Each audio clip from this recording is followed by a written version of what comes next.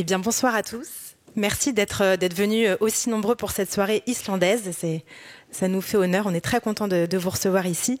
Et je remercie évidemment Sigridur Hagalín Björnsdóttir, Jón Kalman Stefánsson de faire cette halte à la Maison de la Poésie dans ce qui se profile déjà comme une petite tournée française ces derniers jours. Et je remercie bien sûr Éric Bourri qui est entre deux et qui est leur brillant traducteur à tous les deux et qui va être également l'interprète pour cette soirée.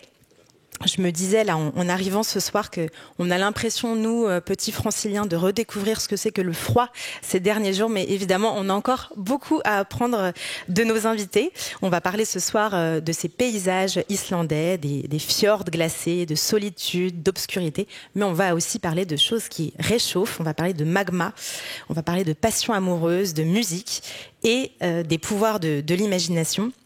Alors Sigridur Hagalín Björnsdóttir, je rappelle que vous êtes reporter depuis plus de 20 ans pour la télévision publique islandaise, qui fait de vous un visage très connu en Islande. Et ce soir, on parle de votre 3e roman, et le dernier à avoir été traduit en français, qui s'appelle Éruption, amour et autres cataclysmes. C'est sorti tout récemment chez Gaïa, donc début janvier. Et comme plusieurs de vos précédents romans, c'est un livre qui met en scène une situation de crise, puisque vous imaginez le réveil d'un certain nombre de phénomènes géologiques dans la péninsule de Reykjanes, qui se trouve au sud-ouest de l'Islande, là où se trouve également la capitale.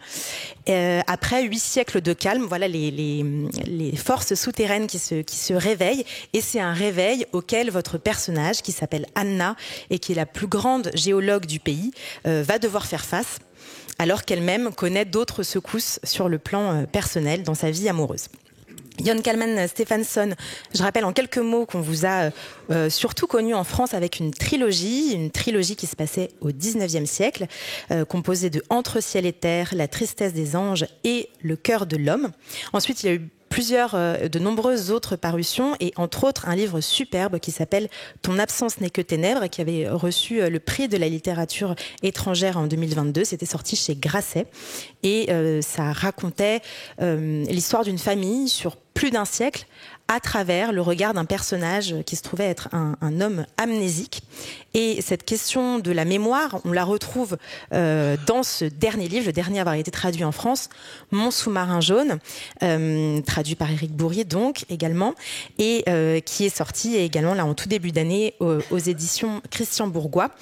Et je disais qu'on retrouve la question de la mémoire dans Mon sous-marin jaune. C'est le livre peut-être le plus autobiographique, le plus ouvertement autobiographique que vous ayez écrit jusqu'à présent.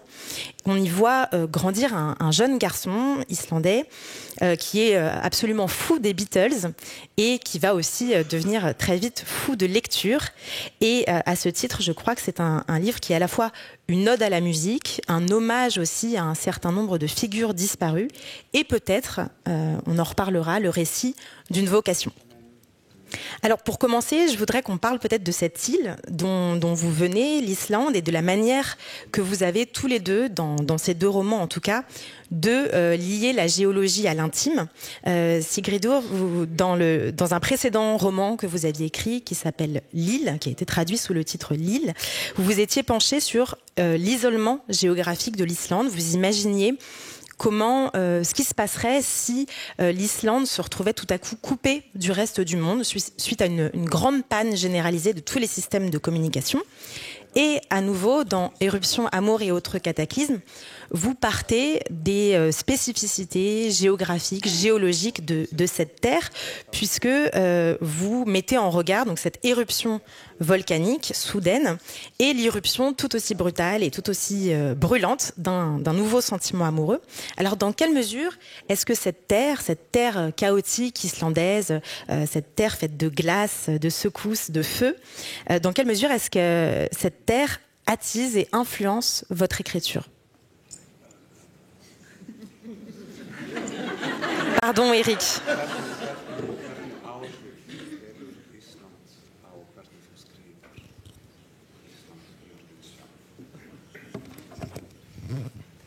Gott kvöld, bonsoir. Takk fyrir að bjóða mér og okkur. Merci beaucoup de m'avoir invité ici. Bonsoir. Ég held að Það reynda bara áhugavert að bara í dag þá fann ég bók í Gallignani bókabúðinni þar sem að fjallað franskan könnuð sem kom til Íslands á 19. öld. Quoi, bókabúð? Gallignani. Gallignani, ok. Aujourd'hui, j'ai trouvé un livre, c'est assez intéressant. Aujourd'hui, j'ai trouvé un livre dans une librairie dont moi je connais pas le nom, mais bon, un livre sur un explorateur français qui est venu en Islande au 19e siècle.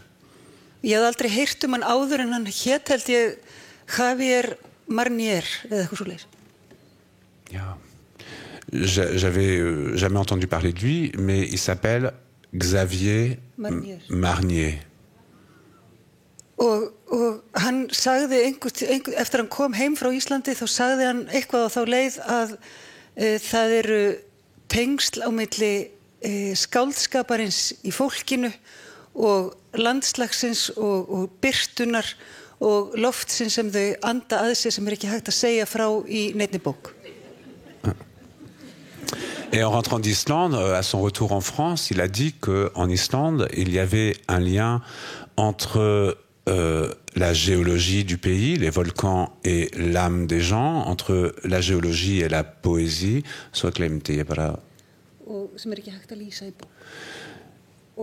Qui est impossible à décrire dans un livre. C'est clair? Ce que je raconte? Ouais? Ok. Þannig að það var frakki á 19. öld sem var löngu búin að komast að þessu löngu áður en Íslendingar gerðu það. Et en fait, tout ça pour vous dire qu'un Français au 19e siècle avait compris cette chose bien avant que les Islandais eux-mêmes la comprennent. Og ég held að við gerum okkur ekki alveg grein fyrir því sjálf hvað við erum tengd landslagin í kringum okkur. Et je pense que nous, les Islandais, on ne se rend pas forcément compte justement à quel point nous sommes liés au paysage qui nous entoure. Ég held að víða í Evrópu þá sé fólk farið að svona upphefja náttúruna og dýrkana landslagið í kringum sig. Je pense qu'un peu partout en Europe, les gens honorent la nature et essayent d'aimer et de préserver le paysage qui les entoure. En við á Íslandi við erum svo vön því að þurfa að vera alltaf í baráttu við hana. Við erum alltaf að berjast við hana, hvort sem það er á hafinu eða á fjöllunum eða í veðrinu. Mais nous, en Islande, on a l'habitude de se battre constamment contre la nature et contre le paysage, que ce soit sur mer, sur terre, dans les montagnes. Og ég held að skáldskapurinn, hvort sem það er ljóðið eða prósin okkar, sé einhver leið fyrir okkur til að reyna að sættast við landi sem við búum í. Et je pense que la poésie, l'écriture, que ce soit des poèmes ou de l'écriture, de la littérature, c'est peut-être un moyen pour nous d'essayer justement de faire la paix avec ce paysage menaçant et cette nature menaçante qui nous entoure.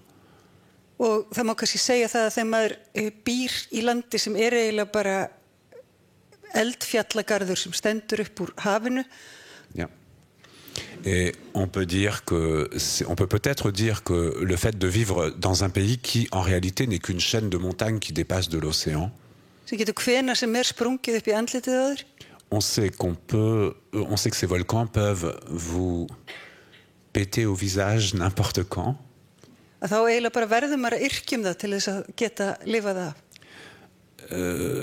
Alors, la seule solution, justement, c'est peut-être d'écrire et d'écrire de la poésie plus particulièrement pour pouvoir survivre à ça. En tout cas, l'une des lignes de force de ce livre, je crois que c'est la manière dont vous mettez en regard ces forces de la nature et du souterrain qui sont à la fois des forces de destruction, mais aussi des forces de création. Vous vous rappelez que l'Islande doit tout à ces éruptions qui en fait font grandir le pays. Les coulées de lave font s'agrandir le pays sans cesse. Et cette création, cette force de création, vous la mettez en regard dans des pages très très belles avec un accouchement, par exemple. Il y a un parallèle entre les deux, voilà, cette manière d'engendrer la vie, d'engendrer un pays. Et ça a aussi peut-être quelque chose à voir avec la création littéraire. Voilà, c'est quelque chose qui qui émerge tout à coup et qu'on retrouve aussi chez vous, Jón Kalman Stefánsson. Je crois que ce livre, il a aussi quelque chose du surgissement, Mon sous-marin jaune, puisque je crois que vous étiez en train d'écrire un tout autre roman quand il s'est en quelque sorte imposé à vous. Donc ça, c'est peut-être une première question que je voulais vous poser. Tout va bien, il faut se concentrer sur la fin de ma question. J'essaie d'apporter plein d'informations.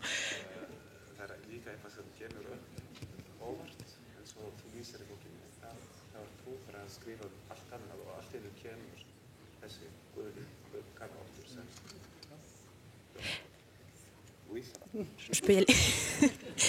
Et il y a aussi dans ce livre, et dans tous vos livres d'ailleurs, une manière de traiter la nature et de n'en faire jamais un simple décor. Il y a toujours une résonance entre les émotions des personnages et les paysages. Je pense par exemple aux toutes premières pages de Mon sous-marin jaune, où vous décrivez un deuil qui est tellement douloureux qu'il devient le plus haut sommet de l'Islande.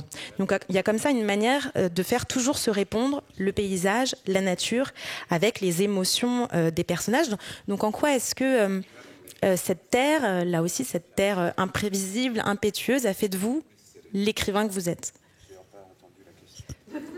Comment cette terre, vraiment là aussi la géologie, les forces de la nature, ont fait de vous l'écrivain que vous êtes, ont décidé peut-être de votre vocation d'écrivain?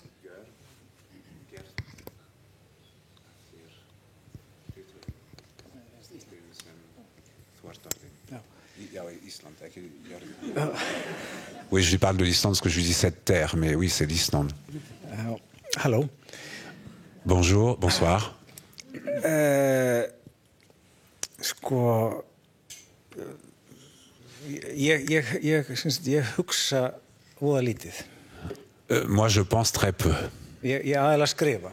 J'écris la plupart du temps. Og þannig að ég velti ekkit fyrir mér svona beinlinis hvaða áhrif landið hefur á mig.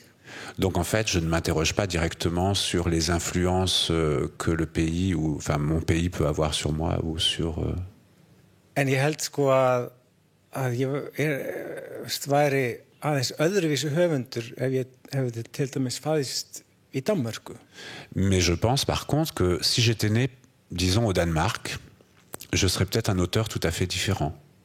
Það sem allt frekar flatt og leiðilegt. Parce que comme vous savez, au Danemark, tout est plutôt plat et assez chiant.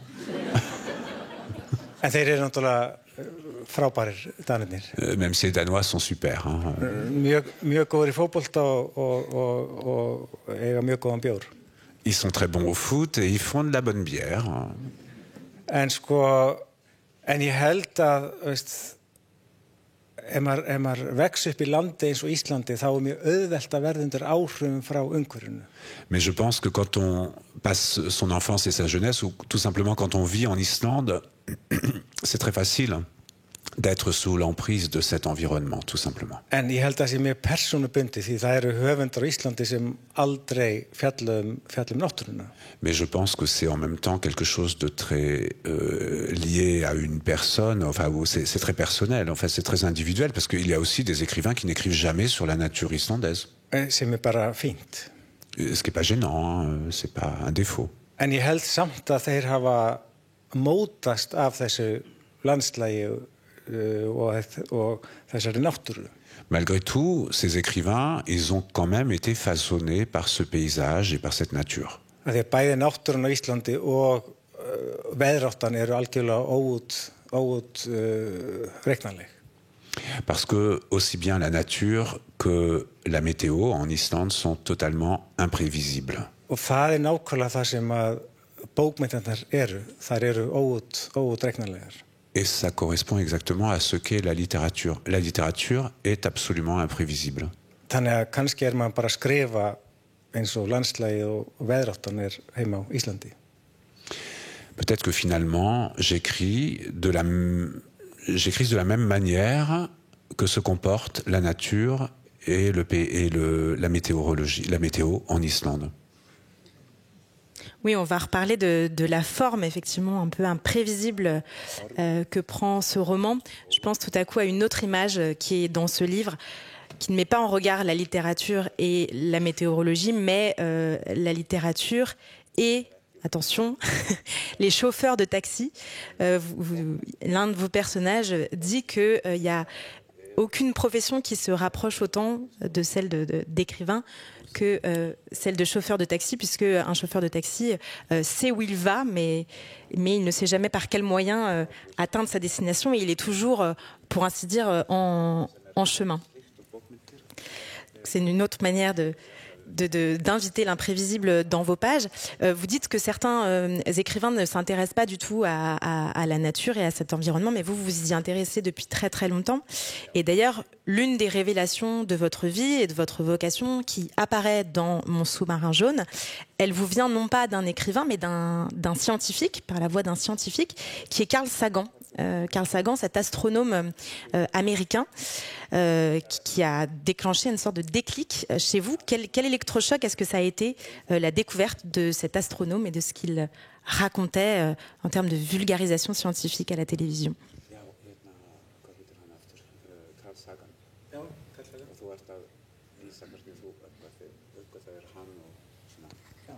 Et tu peux répéter la question? Ce déclic de Carl Sagan, là, c'est l'impulsion d'un scientifique qui s'intéresse à nouveau là, à l'univers, à la Terre.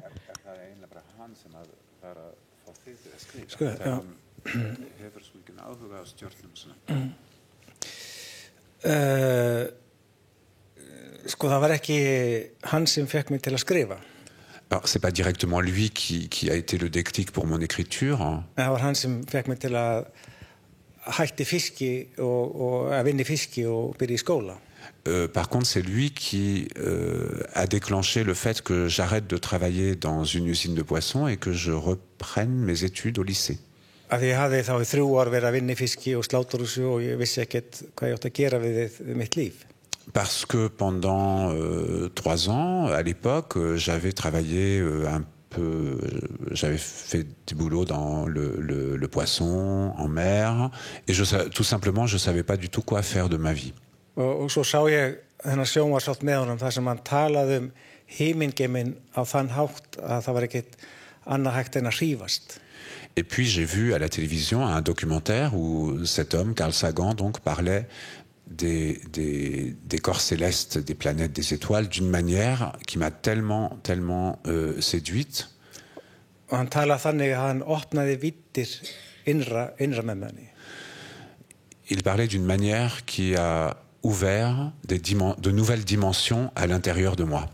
Og það svona fólk svo óendanlega mikilvægt. Et ce genre de personnes, comme cet astronome, ce sont des personnes extrêmement importantes. Og bestu kennararnir, þeir mitt akkurat svona. Parce que les meilleurs profs, ils sont exactement comme ça.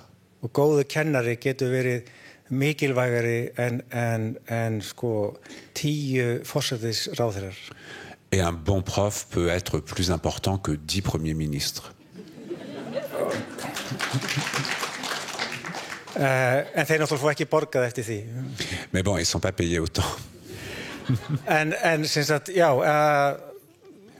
þannig hann opnaði himininn fyrir mér og ég byrjaði í skóla til að verða stjörnufræðingur. Mais donc voilà, cet astronome, il m'a ouvert le ciel et grâce à lui, j'ai repris mes études. Je me suis inscrit au lycée. En það smá saman komst ég að því að þeir himnar og þær veraldir sem hann var að opna fyrir mér, þeir voru ekki í starffræðinni heldur í orðunum. Et puis j'ai découvert peu à peu que ces espaces, ces cieux, ces voûtes célestes qu'il m'avait ouverts, alors ils n'étaient peut-être pas tout à fait pour moi, mais que l'espace qui m'était réservé à moi, ou les espaces qui m'étaient réservés à moi, c'était les espaces des mots. Þannig að ég ætlaði að vera stjörnufræðingur til þess að uppgötva nýja heima. En résumé, j'avais envie de devenir astronome pour découvrir de nouveaux univers. En inni mér beið rithöfundurinn til þess að byrja að skrifa og skapa þannig nýja heima. Mais en moi, il y avait un écrivain qui attendait de se mettre à écrire pour créer de nouveaux univers. Og djúpt inn í þessum heimi sigldi gulu kafbátur. Et dans les profondeurs de cet univers-là, de ces univers que j'ai créés, voguait un sous-marin jaune. On va évidemment revenir à ce sous-marin jaune où vous avez reconnu probablement la référence aux Beatles et au Yellow Submarine, le fameux Yellow Submarine. On va reparler de musique très bientôt, mais je m'arrête encore un petit peu sur la géologie. Vous nous avez parlé d'ouverture à d'autres dimensions par Carl Sagan. Il se trouve que vous vous intéressez à la géologie, Sigríður, ça induit de nous projeter dans d'autres dimensions temporelle aussi, puisque du point de vue de la Terre, un jour équivaut à un millénaire. On est sur une toute autre échelle de temps. Et d'ailleurs, c'est ce qui pose problème aux géologues pour leurs prédictions, c'est que c'est très difficile de détecter des mouvements qui sont beaucoup plus longs, qui prennent des décennies. Et à l'inverse, on va avoir des feux, des éruptions qui vont s'étaler parfois sur des décennies et des décennies. Donc on est sur une toute autre échelle de temps. Et ce changement absolument vertigineux d'échelle de temps, on le retrouve aussi dans Mon sous-marin jaune, parce que dans Mon sous-marin jaune, on va passer parfois, au sein d'une même page, on va passer de nos jours dans un parc londonien, aux années 60, et puis 5000 ans en arrière en Mésopotamie. Donc on a comme ça une manière de traiter le temps qui est très originale. Donc je vous pose la question à tous les deux. Quel est votre...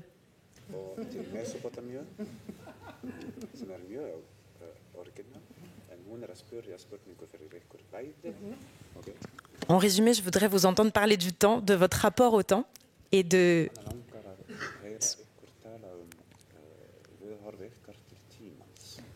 ce que l'espace du roman permet de décrire de ce rapport au temps. Comment ça vous permet de vous y confronter?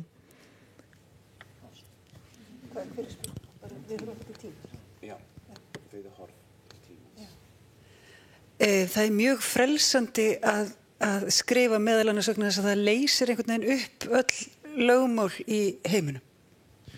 Il y a quelque chose de très libérateur à écrire, tout simplement parce qu'on a l'impression que ça dissout toutes les grandes lois du monde. C'est clair, ça? Ouais. Og maður breytist eiginlega í tímavél, það sem maður skrifar eiginlega tímavél, maður getur farið þangað sem maður vill. Et quand on écrit, on se change à machine à voyager dans le temps et on peut aller là où on veut. Og það var mjög gaman að skrifa jarðfræði vegna þess að jarðfræðilegur tími svo ofboðslega stór skali.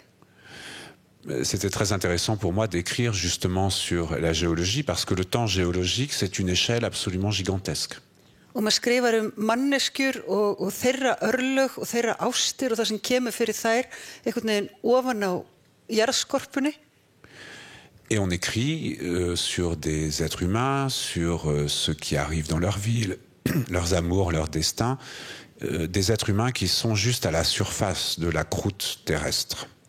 En þegar maður hugsar jarðlögin og jörðina sem sögupersónu í bók, þá verður hennar tímaskali svo ofboðslega mikið stærri.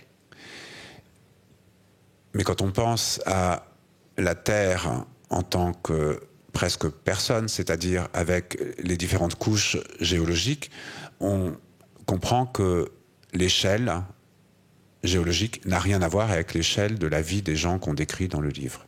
Og við verðum eiginlega bara einhver svona rekord eða augnablik í tímanum. Ce qui fait que nous, les êtres humains et aussi nos personnages, deviennent simplement de petits grains de poussière en regard du temps. Og maður átt að segja á því að jörðin þarf ekkert á okkur að halda. Við skiptum jörðina svo litlu máli. Et on comprend que la Terre, en tant qu'être humain, n'a pas du tout besoin de nous et que nous lui sommes parfaitement, elle nous est parfaitement indifférente, c'est-à-dire nous ne comptons absolument pas pour elle. Mér finnst það eiginlega bara ákveðin huggun. Et pour moi, il y a là-dedans une sorte de consolation. Mér finnst einhvern veginn góð tilfinning að hugsa til þess að í svona stórum skala þá maður svona óbúðslega þá maður svona þetta litla rekord. Pour moi, c'est un peu une consolation de me rendre compte que dans cette immense échelle géologique, nous ne sommes finalement que des grains de poussière qui comptons très peu. Og það einhvern veginn bara að gera, nýta þetta litla augnablik sem mann gefið, að nýta það bara sem allra best. Parce que ça implique que nous devons profiter au maximum du minuscule instant qui nous est donné de notre présence sur Terre. Jon Kalman, sur le traitement du temps que vous avez réservé dans mon sous-marin jaune, ce télescopage des époques, la Mésopotamie il y a 5000 ans et un parc londonien de nos jours, en passant par les années 60, bien sûr.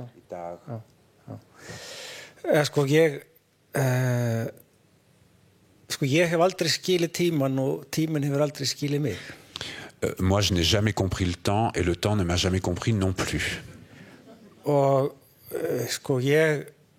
ég rosalega lélegur í málfræði. Et je suis très mauvais en grammaire. Ég bara get ekki lært hana. Je suis incapable d'apprendre la grammaire.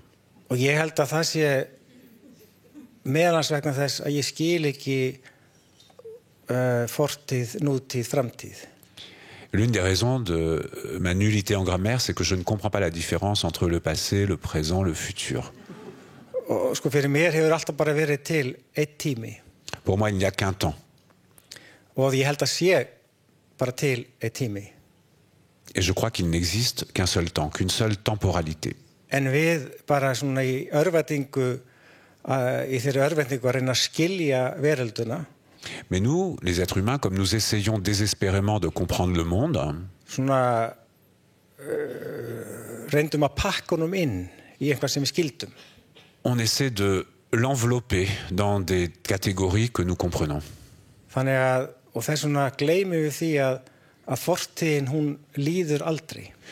Et c'est pour ça qu'on oublie que le passé ne passe jamais. Það að segja að jafnvel þó hún gleymist, þá hún alltaf inn í okkur á einhvern hátt. Parce que même si on l'oublie, même s'il est oublié ou s'il semble oublié, il reste toujours à l'intérieur de nous, il demeure à l'intérieur de nous d'une manière ou d'une autre. Þannig að það sem gerðist í Mesopotamíu fyrir 5000 árum hefur hugsanlega áhrif á okkur í dag. En d'autres termes, ce qui s'est passé en Mésopotamie il y a 5000 ans a nécessairement une forme d'influence sur nous, a un retentissement sur nous. Og ég held að skáldskapurinn það eina fyrirbærið sem að getur fangað og skilið það. Et je pense que la poésie et la littérature, c'est le seul phénomène qui soit capable d'en rendre compte, d'en rendre compte. Og ég held að skáldskapurinn, má ég segja skáldskapurinn? Já, skáldskapurinn. Já, þú mátt segja það. Af því að skáldskapurinn er bara svo fallegt orð. Et je pense que l'écriture, la poésie, la littérature, ce qui s'appelle en islandais skaldskapurinn. Og þið verðið að læra þetta orð, skáldskapur. C'est un très beau mot en islandais.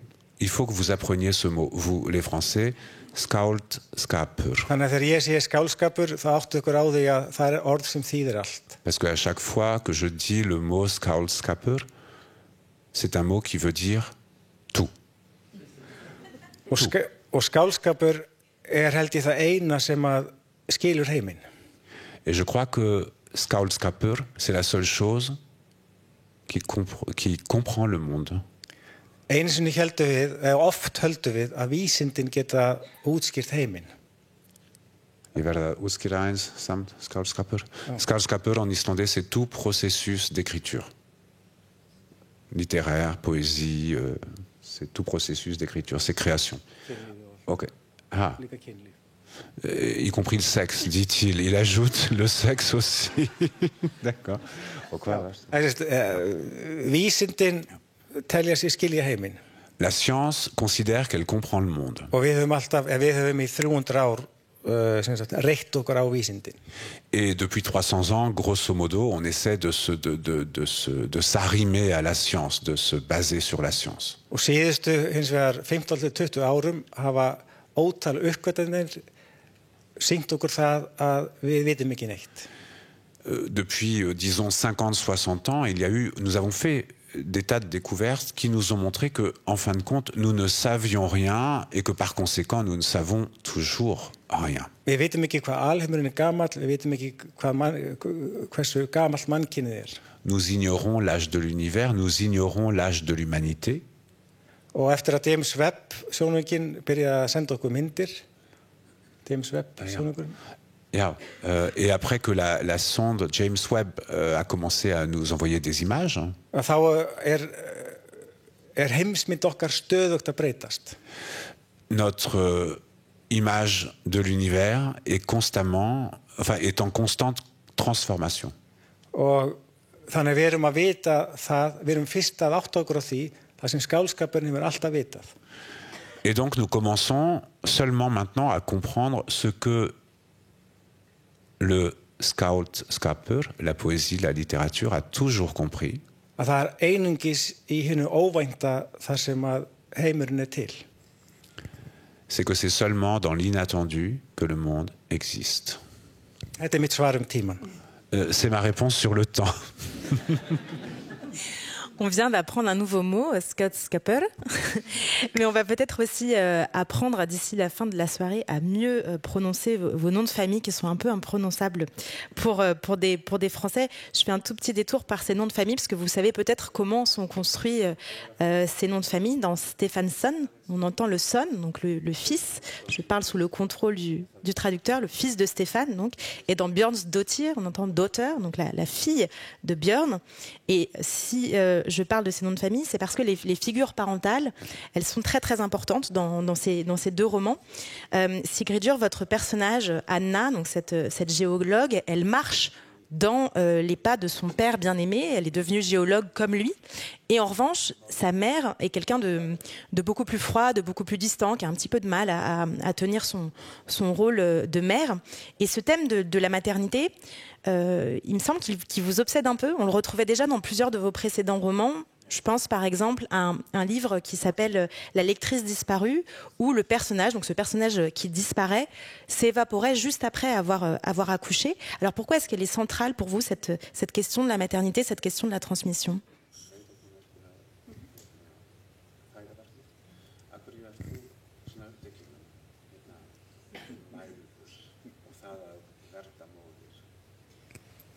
Ég held að svari sig kannski að það að verða móðir, það er eins og eldgos, það er eins og að verða fyrir náttúruhamförum.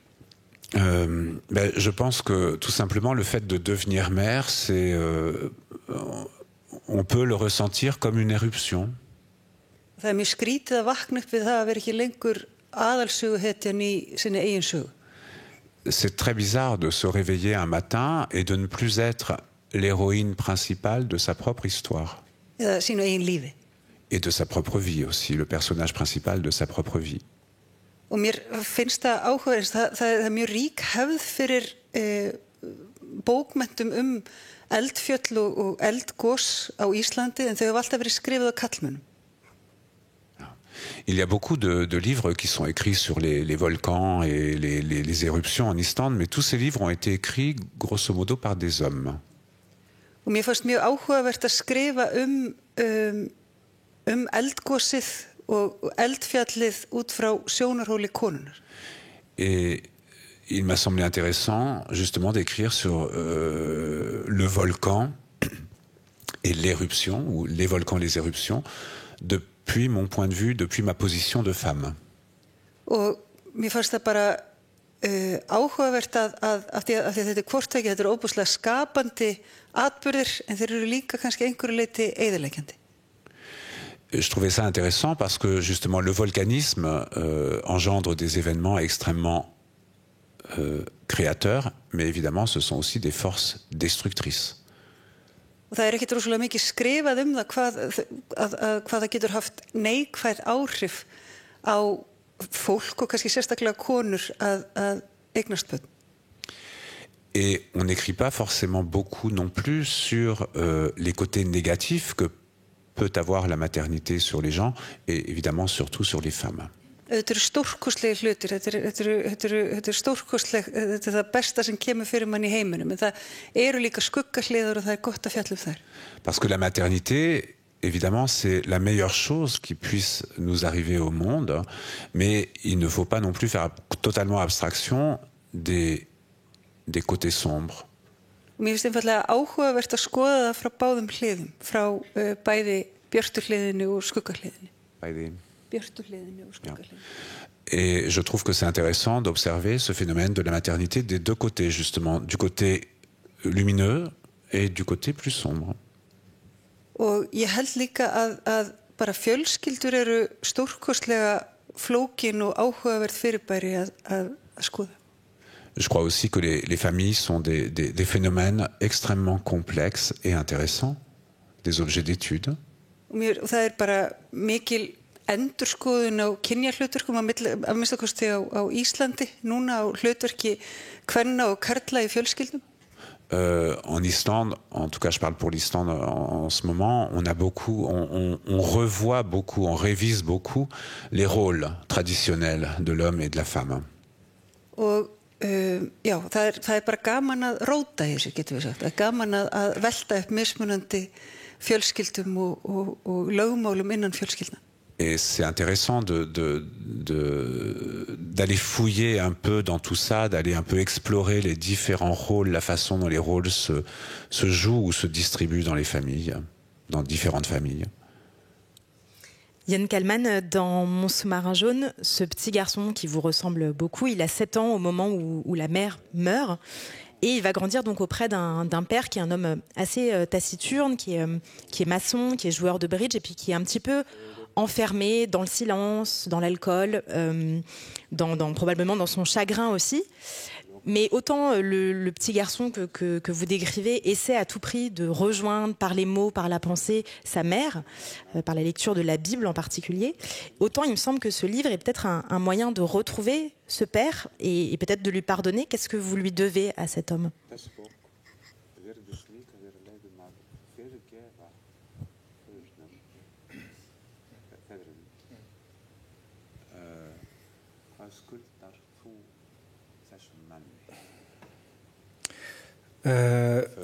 Já, sko, ég fyrir það fyrsta þá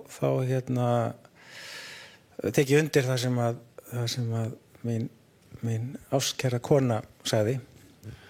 D'abord, je veux, comment dire, souscrire aux propos de mon adorée femme.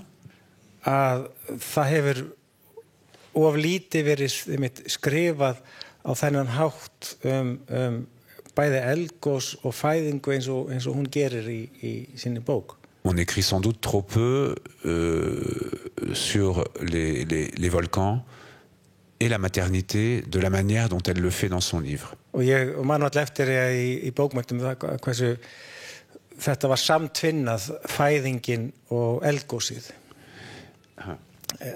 Hversu samtvinnað þetta var fæðingin og eldgosið. Dans la littérature en général, souvent, effectivement, on unit ou les deux processus sont très liés, le processus de la maternité ou de l'enfantement et de l'éruption. Og ég held sko að hluta til stafar þetta því að bókmenntir voru alltaf meira minna skrifað af köllum. Et je pense que c'est peut-être parce que la littérature, jusqu'à il y a assez peu, a été surtout écrite par des hommes. Eða öllu heldur bókmenntasagan var skrifuð af köllum.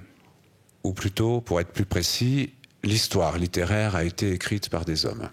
Af því að fyrsta þekkta skáldið í veraldarsögunni kona. Parce que le premier poète, et donc la première poétesse connue de l'histoire, c'était une femme. En þegar maður les bókmenntasögur sem voru skrifaðar á síðustu öld, fær maður á tilfinninguna að konur hafi varla kunnað að skrifa. Mais si vous lisez une histoire littéraire du siècle, rédigée au siècle précédent, le nôtre, on a l'impression tout simplement que les femmes n'existaient pas, les femmes ne savaient pas écrire. Og ég held til dæmis ef að kallmenn hafa alltaf verið mjög uppteknir af sjálfum sér. Je pense que les hommes ont toujours été très imbus de leur personne, très occupés par eux-mêmes.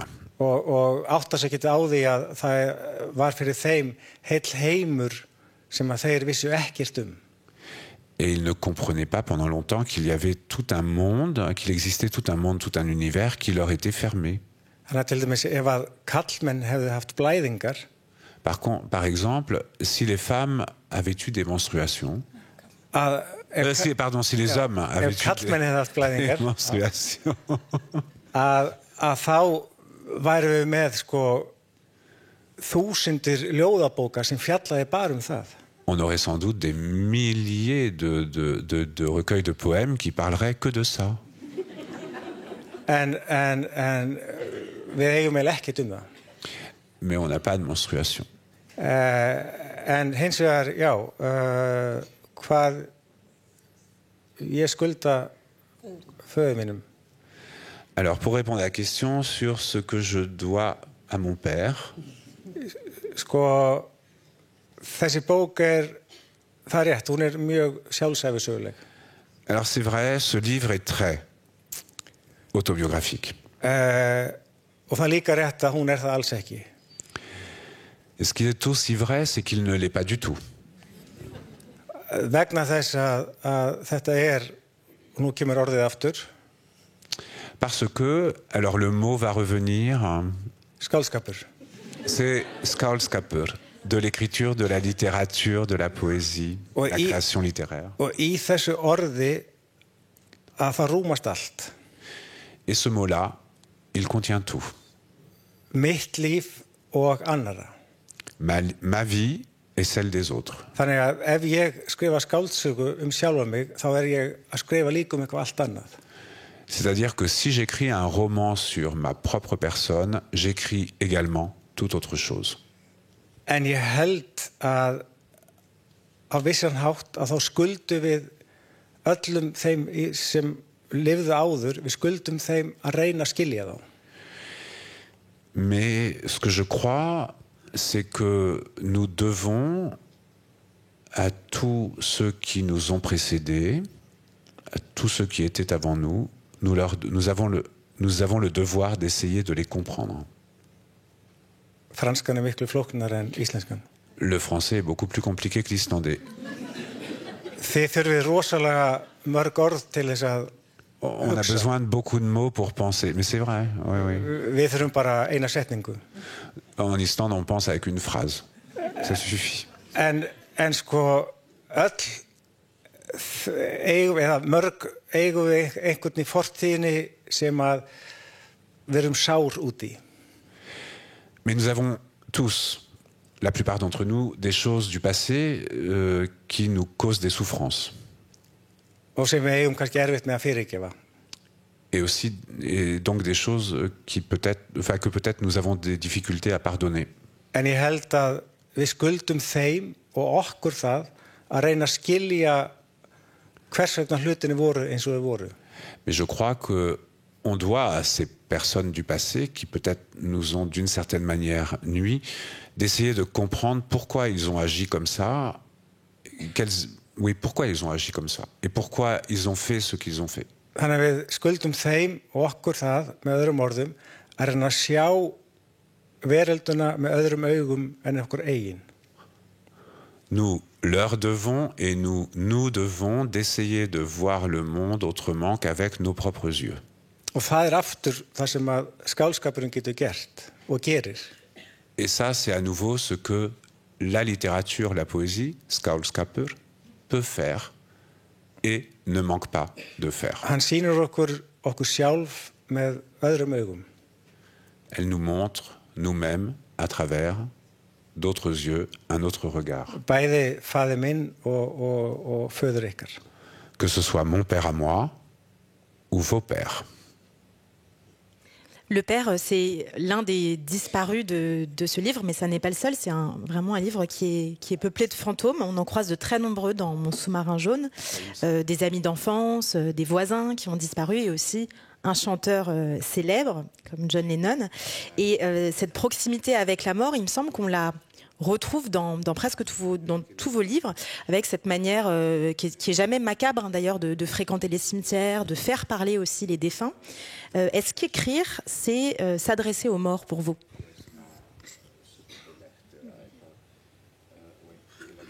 Est-ce qu'écrire, c'est une manière de s'adresser aux morts?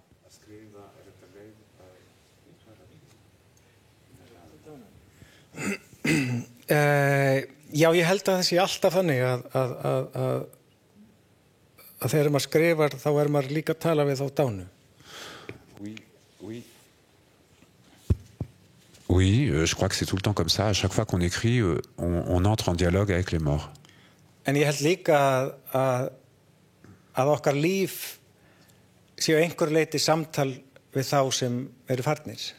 Mais je pense aussi que notre vie est un dialogue ou une conversation avec ceux qui nous ont quittés. Af því að við berum þá dánu innra með okkur hversum við förum. Parce que nous portons les défunts qui nous sont chers hein, partout, enfin à l'intérieur de nous évidemment, partout où nous allons.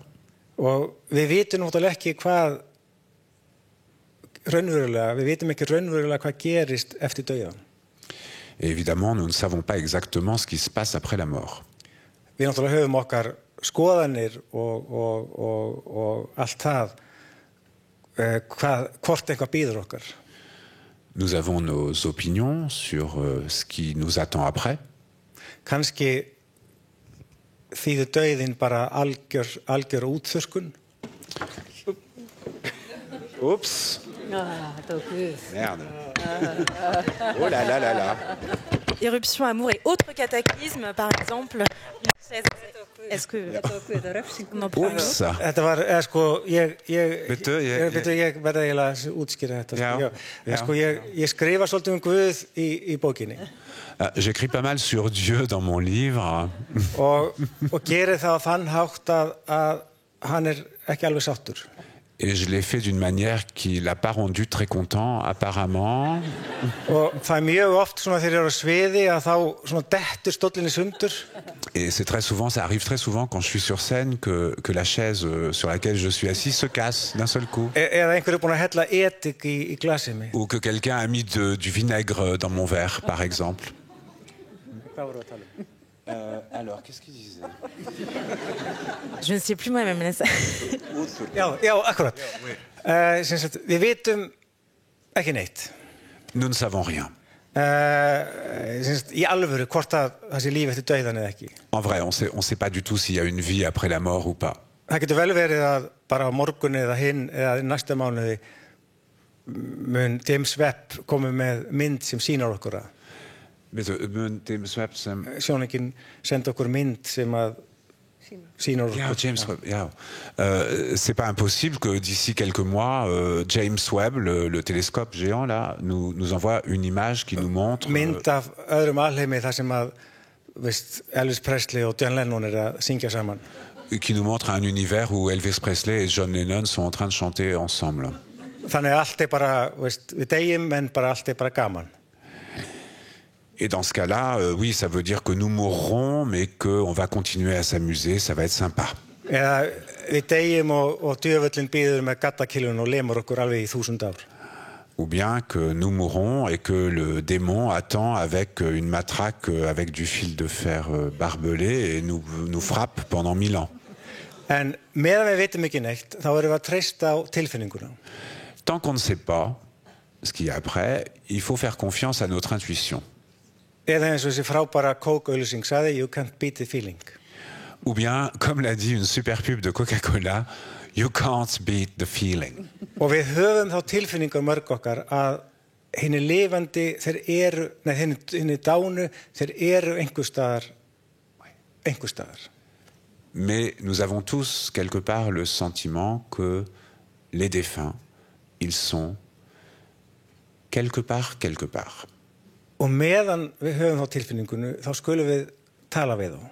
Et tant qu'on a cette impression, tant qu'on a ce sentiment que les défunts sont quelque part, il faut continuer à leur parler. Að þá vera þeir síður einmana og þá veru við síður einmana. Ça leur permet d'être moins seuls, et à nous aussi. Sigridur, on parlait de la mort, de ce qu'il y a peut-être au-delà ou pas. Et la mort, elle hante aussi votre livre, Éruption, amour et autres cataclysmes. Il y a la mort des parents de la narratrice qui intervient dans le livre. Et puis aussi la mort de tous ces êtres humains disparus à travers les siècles à cause des catastrophes géologiques. Est-ce que ça vous fait peur, la mort? Et est-ce que écrire, c'est une manière pour vous peut-être de vous en approcher?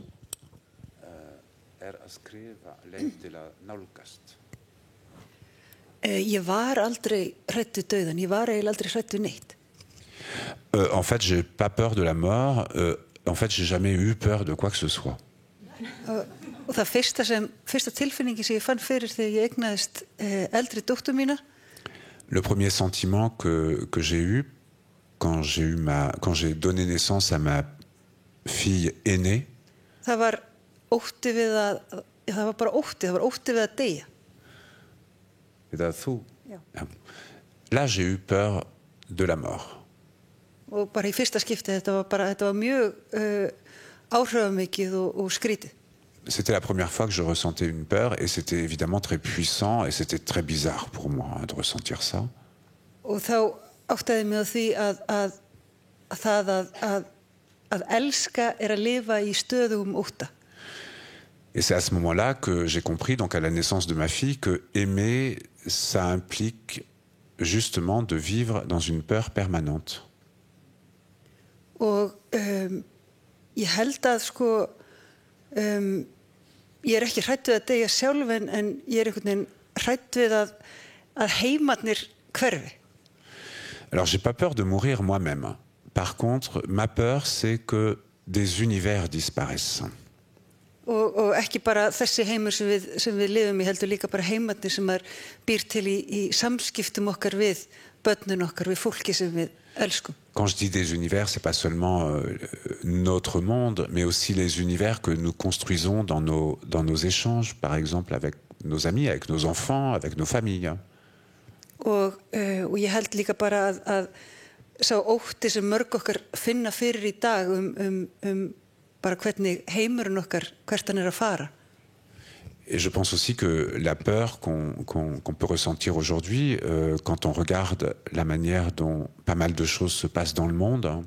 Það ekki endilega það að við séum hrædd það að deyja sjálf, heldur að heimurinn okkar deyji með okkur. Ce n'est pas une peur de notre propre mort, mais c'est plutôt la peur que que notre monde meurt, pas seulement nous, mais notre monde, notre univers. C'est clair, hein? Ouais. Og bara að siðmenning okkar líði undir lok, ég held að það sé það sem við óttumst flest okkar. En d'autres termes, que notre civilisation soit en train de voir sa fin, ou voit sa fin, tout simplement. Og ég held að það að skrifa, það ekki bara að skrifa sig frá dauðanum, heldur það að skrifa til þess að berjast fyrir lífinu og siðmenningunni. Et je pense que le fait d'écrire, c'est pas simplement écrire contre la mort, hein, ou pour lutter contre la mort, mais c'est écrire surtout pour la vie et la civilisation, ce que nous appelons la civilisation. Og ég held að þetta sé eitt öflugasta tæki sem við höfum til þess að berjast fyrir lífinu, það að halda áfram að skrifa og halda áfram að lesa. Et je crois que l'un des instruments ou l'une des armes, l'un des outils les plus puissants que nous ayons pour justement faire triompher la vie, c'est de continuer à écrire et de continuer à lire. Jon Kalman-Stephenson, je disais tout à l'heure que ce livre peut se lire entièrement comme le récit d'une vocation aussi. C'est une manière, je crois, de revenir là où tout a commencé, de renouer aussi avec les puissances imaginatives de l'enfance, donc cet âge justement où on peut dialoguer avec les morts, où on peut imaginer qu'une touffe d'herbe est en fait une armée de petits soldats, où on peut considérer que les Beatles sont des amis très proches. Et il y a dans ce texte comme ça une liberté absolue et très très réjouissante qui se répercute à la forme, qui elle aussi absolument non linéaire. Je vous disais, on traverse les époques, on est ouvert à toutes les figures qui se proposent, tous les souvenirs qui se proposent, et on suit comme ça, dans un ordre tout à fait non chronologique, la suite des événements. Est-ce que vous vous êtes senti plus libre, y compris dans le choix de la forme, plus libre que jamais pour l'écriture de ce livre aussi?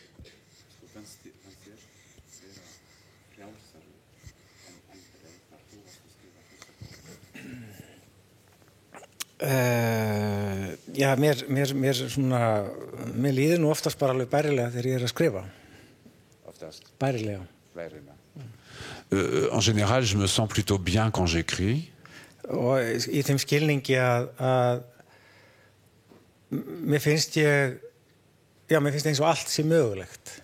Dans le sens, quand je dis ça, c'est plutôt bien dans le sens où tout m'est ouvert, tout est possible quand j'écris. En sko það bæði frelsandi og ógnvekjandi að finna eða hafa þessa tilfinningu. Et ce sentiment, il est aussi libérateur que quelque part presque menaçant. Af því að stundu líður manni eins og maður fyrsta lagi hafi ekki nægan tíma. Parce que d'abord, quelquefois, on a l'impression qu'on n'aura pas assez de temps. Og öðru lagi að maður ná ekki að fanga allt það sem maður, alla þessa möguleika sem maður skynjar með sínu tungumáli. Et deuxièmement, que on n'aura pas la capacité de capturer, d'envelopper toutes les possibilités que nous offre notre langue.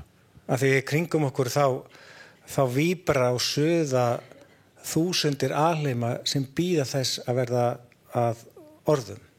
Parce que autour de nous bourdonnent et cliquettent des milliers d'univers qui n'attendent que d'être mis en mots. Og maður hefur bara eitt blýant. Et on n'a qu'un crayon à papier.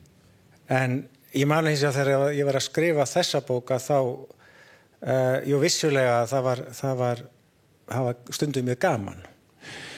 Je me souviens que quand j'étais en train d'écrire ce livre, oui, il y a des moments où vraiment je me suis bien amusé. Og það einhvern veginn svona fór saman, veist, einhver stjórnlaus gleði og möguleikar og sorg.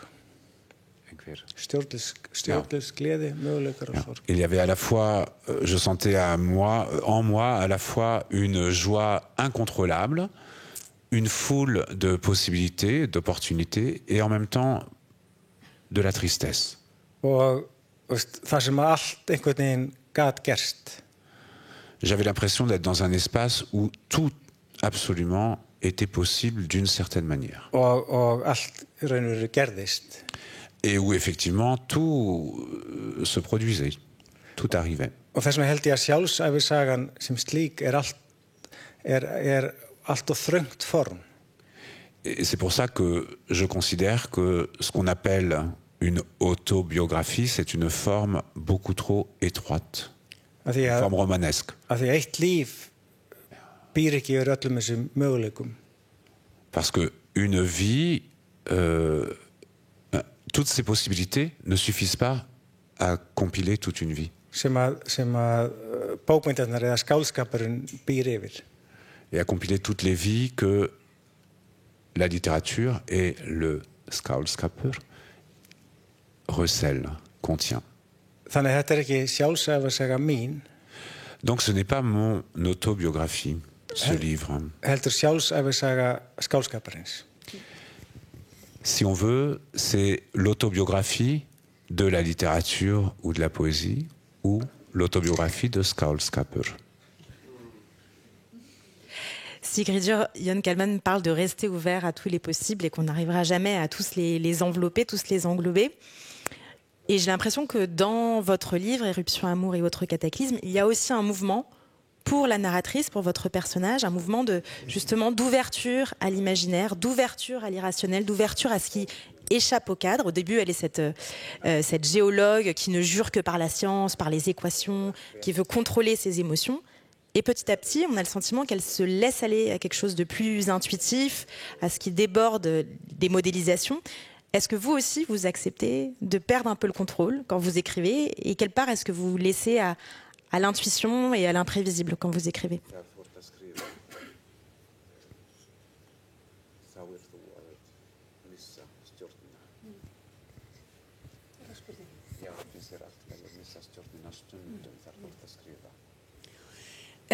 Ég blaðamaður eða fréttamaður í hinu lífinu mínu. Alors, dans mon autre vie, je suis journaliste. og hef unnið við það í næstu því 25 ár. Et ça fait presque 25 ans que j'exerce cette profession.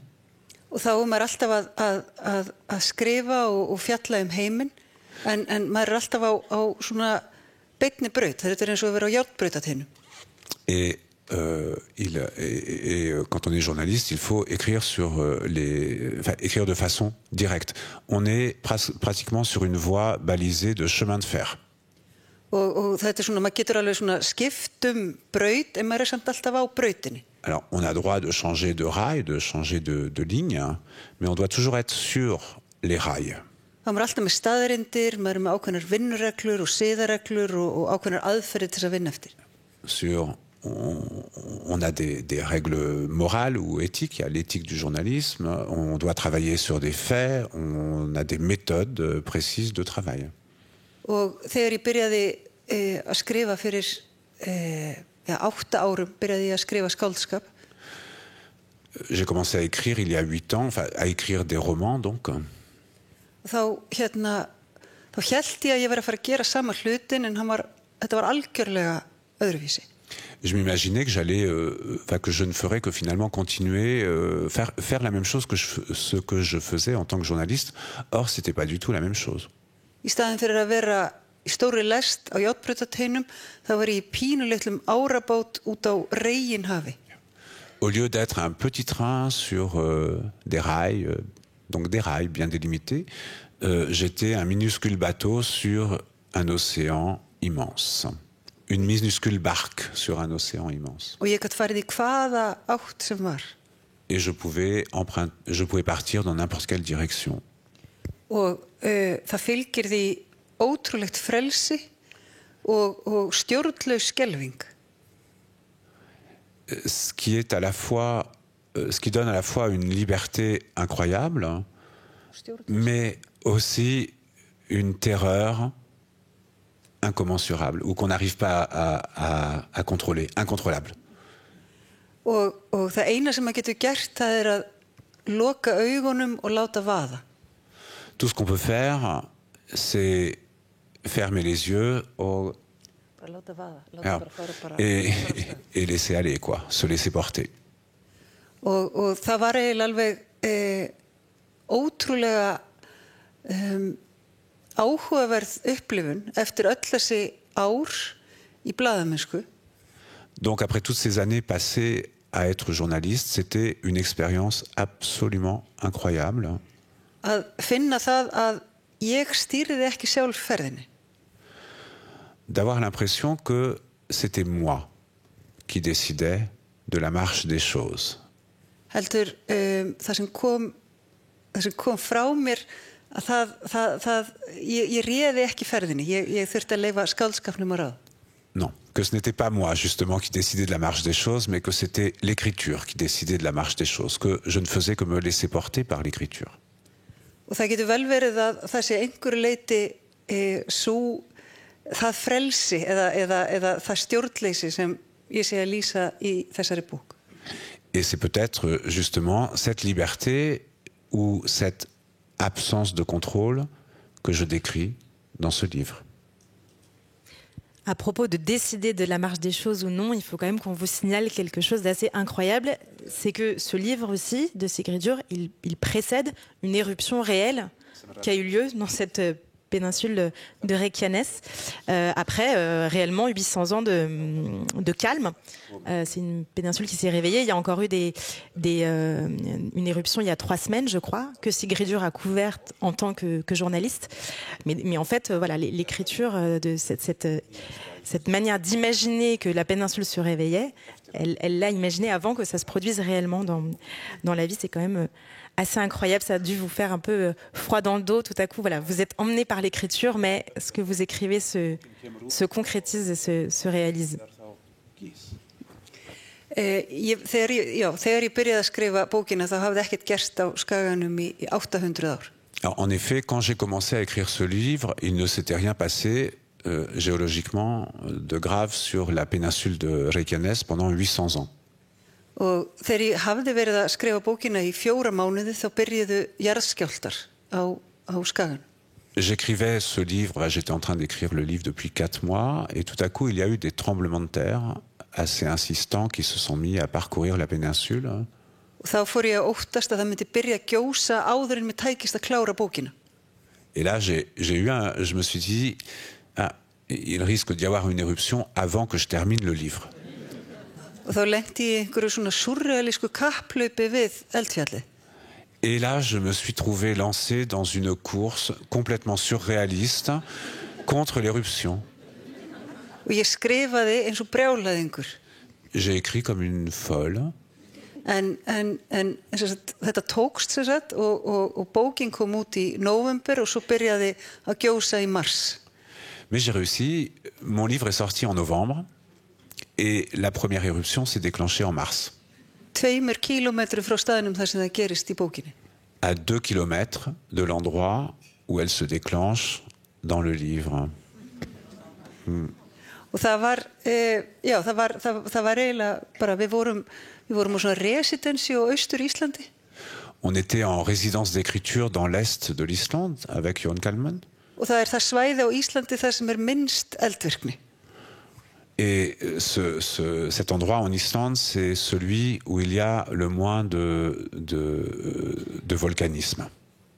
Þannig að ég var eins langt frá þessu og hægt var að komast á Íslandi. Je ne pouvais pas être plus loin du lieu de l'action, enfin du lieu de l'éruption que là où j'étais à ce moment-là, dans les fjords de l'Est, dans l'Est du pays. Og ég var í fríi frá fréttastofunni þar sem ég vinn venjulega. Donc j'étais en vacances, enfin en vacances en tout cas de la télévision, là où je travaille habituellement. Og ég fór að hringja í yfirmenn mína og bjóðast þess að koma og fjalla eldgosið. J'ai appelé mes supérieurs pour leur proposer de venir parler de l'éruption. Og þeir sögðu, nei takk, þú ert búin að gera nóg. Et mes supérieurs m'ont répondu, non c'est bon, t'en as assez fait comme ça. Avec le livre, évidemment. En svo hef ég sem betur fyrir fengið að fjalla eldgosin sem hafa komið á eftir. Mais heureusement, j'ai été autorisé à parler à la télé des éruptions qui ont eu lieu après. Mér finnst mjög gaman að gera fréttir eldgos. Parce que j'adore faire des reportages sur les éruptions. En ég held að stuttasvari við þessari spurningu sé að bækur vita oft meira heldur en fólki sem skrifar þær. Alors je pense que la réponse courte à ta question, c'est que souvent les livres en savent plus que les gens qui les écrivent. Já, maður kannski segja að það er náttúrulega það sem er augljóst að skrifin hennar vöktu eldfjallið. Jón Kalman dit que, bon, il y a quand même une chose qui est évidente, c'est que son livre, son écriture a réveillé le volcan. Og þetta er bara eitt augljósasta dæmi sem ég þekki í veraldarsögunni, hversu áhrifamiklar bókmenntir geta verið. Et c'est un exemple parmi d'autres, il y en a une foule d'autres dans la littérature mondiale, c'est les effets que peut produire la littérature. Og flestir á Íslandi eru sannfærðir það að allt það sem hún skrifar að það mun gerast á einn eða annan hátt. Il faut vous dire que la plupart des gens en Islande, ils sont persuadés que tout ce qu'elle écrit, ça finira par se réaliser d'une manière ou d'une autre prochainement. Að hún sé svona völva sem að sjáu framtíðina. Qu'elle est une grande prêtresse ou une voyante qui voit l'avenir. En hún sést neita því, segist bara að vera með gott fréttanef. Alors elle dit que non, elle dit qu'elle a le nez du journaliste, quoi. En ég bý með henni og ég veit betur. Mais moi, vu que je vis avec elle, on me la fait pas. Et alors vous, Jón Kalman, avec votre livre, peut-être que vous allez réussir à reconstituer les Beatles, puisque on n'a pas encore parlé de la musique, mais c'est évidemment très important dans ce livre. On parlait de la forme tout à l'heure, la forme très libre avec laquelle est composé ce roman. Et c'est une forme qui est aussi quelque chose aussi de très musical. Il y a vraiment des phrases qui reviennent comme des refrains, comme des leitmotifs dans ce texte.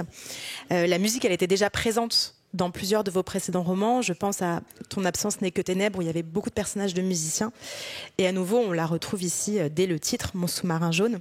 Alors, quel est le rôle de la musique dans votre vocation, de Paul McCartney en particulier, qui est un personnage très important de ce livre? Et quel rôle est-ce que ça joue dans votre écriture aujourd'hui?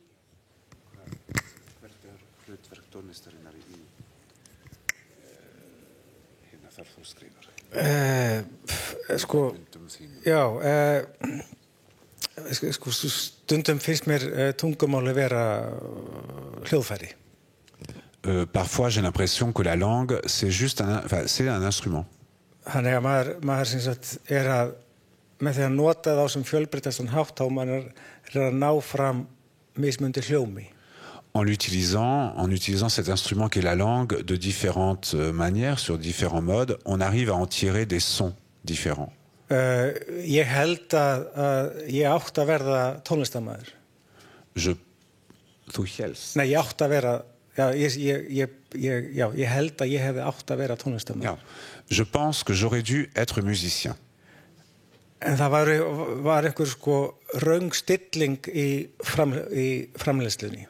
Mais dans la production de ma petite personne, il y a eu un mauvais réglage. Einhver ein skrúfa sett á vitlausan stað. Ils ont mis un boulon à un mauvais endroit. Þannig að ég fæddist sem sagt án hæfileika til tónlistar. Et donc je suis né sans aucune capacité pour la musique. Nema allir sá hæfileiki fór inn í skáldskapin. Et toutes mes possibilités, elles sont allées justement dans le skáldskapur, dans la littérature, la poésie. Þannig að og breytti mér eiginlega í hljóðfæri. Ce qui a eu pour effet de me transformer en instrument. Þannig að þegar ég að skrifa þá ég eiginlega að semja tónverk. Si bien que quand j'écris, en réalité, ce que je compose, c'est une mélodie. Og þegar ég var 10 ára þá kynntist ég Beatlunum í fyrsta sinn. Quand j'avais 10 ans, j'ai rencontré les Beatles pour la première fois. Og þegar ég komst að því að þeir voru hættir saman. Et quand j'ai appris qu'ils avaient arrêté de chanter ensemble, og jafnvel töluðust ekki við, et même qu'ils ne se parlaient plus, að þá sem sagt bjó ég til sögur þar sem ég fór til Englands og náði að sameina þá. Je me suis inventé une histoire dans laquelle j'allais en Angleterre et je réussissais la prouesse de les réunir. Og ég var svo sannfærður að mér hefði tekist það. Et j'étais tellement persuadé que j'allais réussir. Að ég var hálf hissa að þeir töluðu aldrei það í viðtölum. J'étais tellement persuadé que j'avais réussi que j'étais tout étonné de voir qu'on n'en parlait jamais dans les journaux, que je les avais réunis. Þannig ég eiginlega, þessi bók svona í aðra röndina að þá ég bara snúið tilbaka og samanið og aftur. Et donc dans ce livre, je reviens à la charge et j'essaye à nouveau de les réunir, les Beatles. Þannig að ég eiginlega að sjá til þess að þegar þeir allir eru dánir, Beatlarnir eru dánir. Okay. J'essaie de m'arranger pour que lorsqu'ils seront tous morts, les Beatles, að þá það fyrsta sem ég gera að þeir byrja að spila saman aftur hinum megin. La première chose qu'ils feront, c'est que quand ils vont se retrouver de l'autre côté, chez les morts, c'est qu'ils vont se remettre à jouer ensemble. Þannig að okkur getur fara að hlakka til að fara á tónleika með þeim. Donc, ayez hâte d'aller à leur concert. Vous parliez de musique et évidemment la musicalité, vous avez raison de dire que vous êtes un instrument de musique vous-même, puisque la musique, elle passe beaucoup par la langue, par le choix des mots, par le jeu des sonorités, les jeux d'écho dans tous vos textes. Aujourd'hui, vous écrivez davantage des romans, mais c'est par la poésie que vous êtes entré en littérature. Vous avez écrit un premier recueil de poèmes. Vous avez fait imprimer vous-même en 1988. Vous le racontez dans Mon sous-marin jaune. Est-ce qu'aujourd'hui, vous vous sentez davantage poète ou romancier?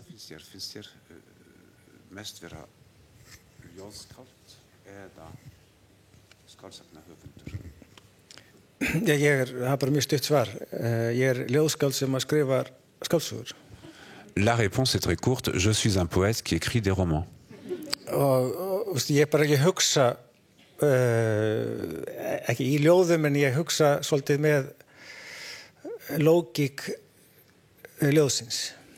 Je ne vais pas dire que je pense en poème, que je pense en poésie, mais disons que je pense sans doute avec une logique qui est celle de la poésie, celle du poème. Og ég geri það bara, dagstaglega. c'est mon quotidien. Je fais ça comme ça, c'est comme ça. Þess vegna ég alltaf að villast og gleyma og gera mistök. C'est pour ça que je me perds constamment, que j'oublie des tas de trucs et que je fais des tas de conneries. Af því að heimurinn teiknaður upp sem realísk skálsaga. Parce que le monde, il est conçu, il est dessiné comme un roman réaliste. Heimurinn bara svona eins og neðjarakerfið í París þar sem allt gengur upp. Ja. Et il dit le monde est comme le système de métro à Paris où tout fonctionne parfaitement. Je dis ouais. Í þeim skilningi að þetta eitthvað sem þú getur lært á og ratað eftir. Je dis ça dans le sens où on peut l'apprendre et on peut se diriger, on peut s'orienter avec le système du métro. En ef þú ert með hugsun ljóðsins að þá tekur alltaf vitlaus og lest. Si vous avez la pensée du poème, la pensée poétique, vous vous trompez constamment de métro, de train. Sá sem villist hins vegar, hann uppgötar alltaf eitthvað nýtt. Alors par contre, il y a un bon côté quand on se trompe, c'est que celui qui se trompe, il découvre toujours des nouvelles choses. Þannig að þeir sem hafa aldrei vilst í lífinu, þeir hafa raunur ekki lifað almennilega.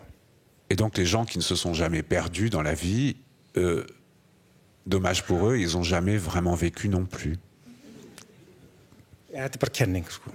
Mais c'est juste une théorie comme ça. Hein. Þið megi vera ósammála.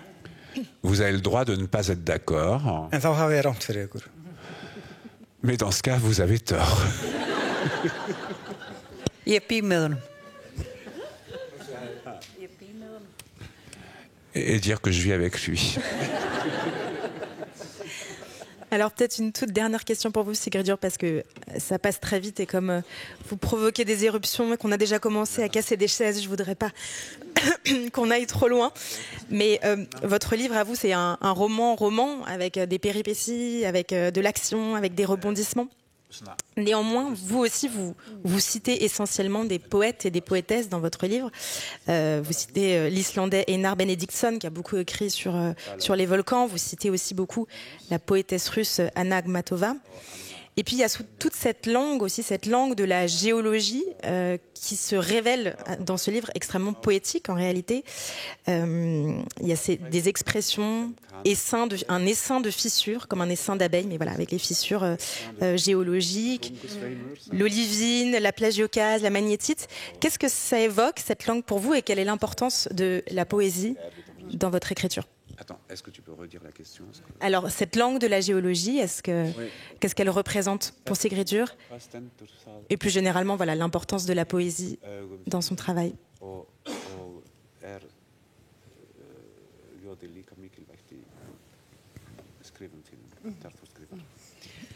Já, þegar ég fékk þessa hugmynd að skrifa ástina og eldgos og nota eldgosi sem svona myndlíkingu fyrir ástina, að þá vissi ég að það var svona hætt að þetta er klísjukennt.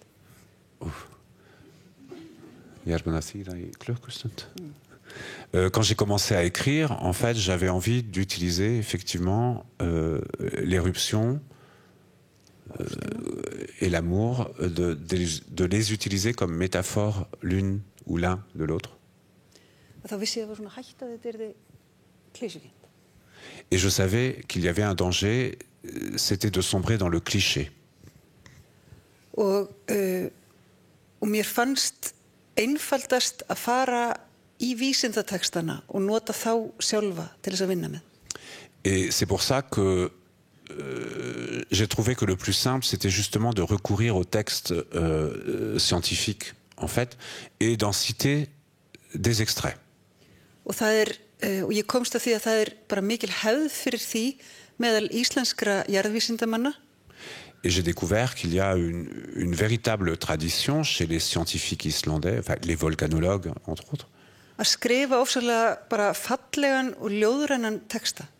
D'écrire, donc chez les volcanologues islandais, d'écrire des textes scientifiques très beaux et très poétiques sur les éruptions. Og ég gat notað þennan texta sem eiginlega svona innblástur, þegar mér vantaði eitthvað svona til að íta mér áfram, þannig að ég farið í vísindatextana og nota þá. Et parfois, je me servais justement de ces textes scientifiques pour stimuler mon inspiration. Að því sögðu að þá held ég að mesta ljóðrænan í þessum vísindatextum í bókinni. Ayant dit tout ça, je pense que ce qu'il y a de plus poétique dans les textes cités dans le livre, Komið frá Erik Búri sem lagði það á sig að þýða þá. non, est venu d'Éric Bourri qui a pris la charge de traduire ça. Non. Ég veit allavega að hann lagði mjög mikið á sig til þess að koma þessari ljóðrænu yfir. Je sais qu'il s'est employé à rendre ça poétique. En til þess að mæta þessum textum að það fannst mér nauðsynlegt að hafa ljóðin líka. Mais souvent, pour arriver à ces textes, j'avais l'impression d'avoir besoin aussi de recourir aux poèmes. Og ég var mjög, já, það var eitt af því sem ég langaði til að gera var að tengja sér ljóðræna vísindateksta við ljóð vísindaleg fyrirbæri. Okay. Eða svona náttúrufyrirbæri. Ce que j'avais envie de faire, c'était justement d'établir un lien entre des textes scientifiques quelque peu poétiques, Ouais. et des poèmes qui parlent de géologie. Comme il y a un poème d'Einar Benediktsson dans le texte qui m'a donné pas mal de fil à retordre. Oui, effectivement. Og leyfa þessum heimum þannig að renna saman. Et de permettre à l'intérieur du livre à ces deux univers de se fondre l'un à l'autre, de s'unir l'un à l'autre.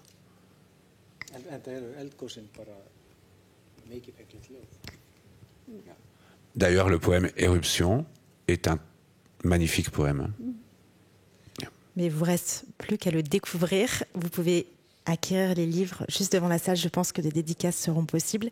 Et moi, je vous remercie infiniment, tous les trois, pour vos réponses. Éric Boury d'avoir suivi ce rythme. Et tous les deux pour vos réponses.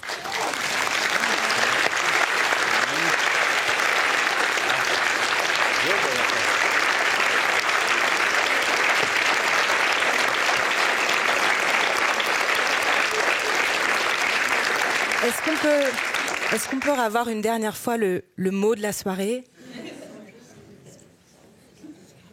Si vous avez des carnets ou des téléphones, alors le mot en question c'est skáld, skapur. Skáld, ça veut dire un poète, et skapur, ça vient de skapa, qui veut dire créer, c'est-à-dire toute création poétique. Ce qui fait que le... Pardon ? Ouais. SK, A accent, mais l'accent c'est pas grave, vous cherchez ça dans le dictionnaire, c'est bon, vous trouverez, ou sur internet, SKALD, SKAPUR. SKALD, SKAPUR. Je sais pas si on trouve sur internet la définition de skaldskapur, mais en fait c'est vraiment ça. C'est comme en grec poiein, ça veut dire créer dans le sens façonner un objet, hein. C'est ça en islandais.